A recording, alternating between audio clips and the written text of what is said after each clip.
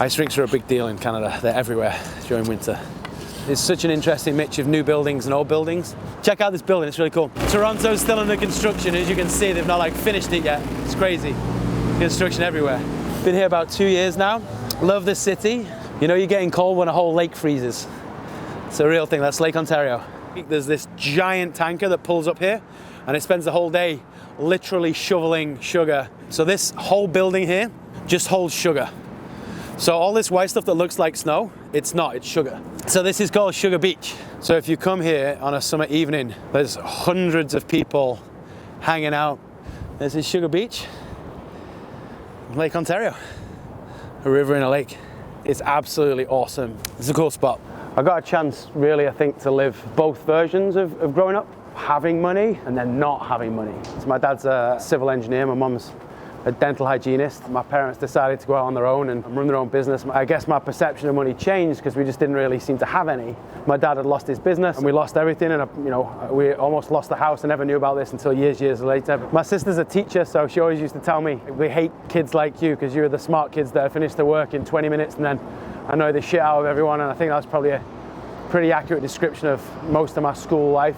I was a huge nerd and my dad saw the signs and it was kind of like, you know what, I think we need to work on some of your social skills. He nudged me towards playing rugby, and at the age of 18, I got signed on a semi-professional contract. I was so obsessed with it, I was playing for 3 different teams at the same time, and I was training or playing 12 times a week. And then at the age of 19, I decided that this is not what I want to do professionally. I was good at chemistry, and for some reason I'd always wanted to be an engineer. I'm a stubborn human being, and I got 2 years into it. I struggled to express to people how much I disliked it, and I wasn't really prepared to throw away a couple of years of my time. Graduated after 4 years with a master's in chemical engineering, knowing full well that I didn't want to be a chemical engineer. I got a job at a very prestigious bank in the UK. You may as well not talk about promotions. You're going to do 2 years here, see if your face fits, and then we'll look at your promotion.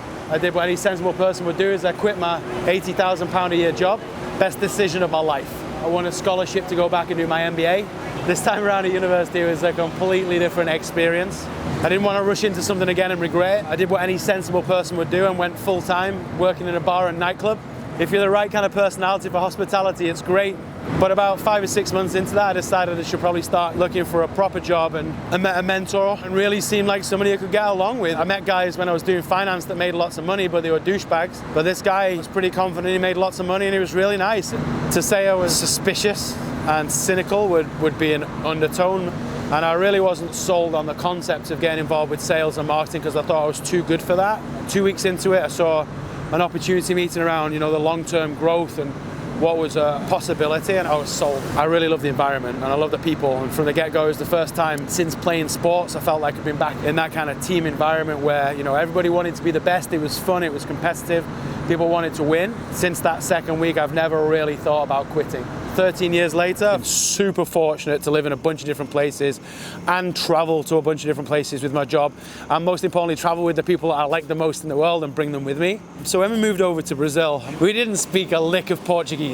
We work in a sales and marketing industry. We work in an industry where you impress people with your words, and we didn't speak the same words as the rest of the population. And we started our first office in Sao Paulo, and that went so well. We expanded to Rio pretty quickly, and I think 10 months in, we took a team of 20 people over to Rio, 18 people over to Rio, to about 75, 80 staff. And we did it fast. I think we did it in like 3.5, 4 months. So we'd hit like a big goal as an office, and we took all the guys out. We did like a toast to thank everybody, and like 65, 70 people put their glass up. A real combination of like emotions. It was pride and ego and excitement. Certainly a moment in entrepreneurialism where I was like, well, if we can do this, we can do anything. Sometimes it kind of feels like the Matrix. I feel like I see the ones and zeros. Like at the end of the movie when he's fighting against the agents and he's doing it with one arm. I kind of feel like that now. When it comes to sales and marketing and building teams, I feel like I can do it with one arm because I've unlocked the code. Living all over the world with my career, done this in 6 or 7 different countries, lived in 14 different cities in the last 13 years, and really had the opportunity to travel and meet some unbelievable people and make some lifelong friends.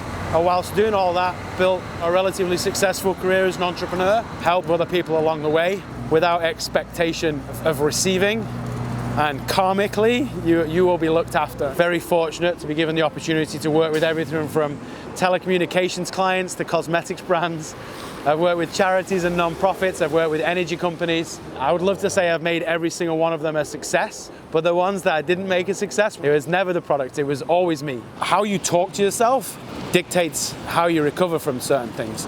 For as long as possible, I've tried to move away from things like problems or disasters and try and get more towards things like, blockages and temporary obstacles. Reinforce a problem, or you can start to break it down. And you see this every day with people like, oh, I'm not good at public speaking, like it's not my thing, or I'm not good at math. We're programmed to not be excited about change. If I live in this cave today, maybe there's a bigger cave out there, but maybe that bigger cave's got a bear in it, so there's no bear in this one. I'm gonna stay here. And change is hard. Like change was designed to be resistant to. There's supposed to be that voice there that says, don't do that. That could be scary. Now, we don't live in a society where I'm gonna be eaten by a bear in the middle of downtown Toronto, I hope. Hey boss, how you doing? I am great. Oh wow, totally didn't see that lizard. That's some banging camouflage. These are all the treats, or there's more? Okay, perfect. 20-pound Boston Terrier, any recommendations? This one's. The Monster Bully Sticks? All right, let's get one of these bad boys on, I think. Nice. Monster Bully Stick, let's go. Amazing. And that will be 903. And would you like a bag? Have a nice day. Warmer climates is where I'm headed. I think somewhere in Northern Europe. I want to be a little bit closer to home. Being in shorts all year round is definitely something I'm down for. I want to start a small business incubator, invite startup entrepreneurs, do my best to provide them with not just the building provides, but my 13 years of entrepreneurial experience, guidance and funding for entrepreneurs, investing money that I don't care about to make more money that I also won't care about. It doesn't make any sense, but watching other people build businesses and be successful, that's something I'm really excited about, and that for me, that's something that I think could be like a real legacy. Right, we're going to break on hard work, ladies and gentlemen. So we've got a bit of a tradition around here. Nothing works without hard work. Bring it in. And then bring it a little bit closer. Come on, we're all friends. 3, 2, 1. Hard work! Time set. Showtime! Let's go, ladies and gentlemen.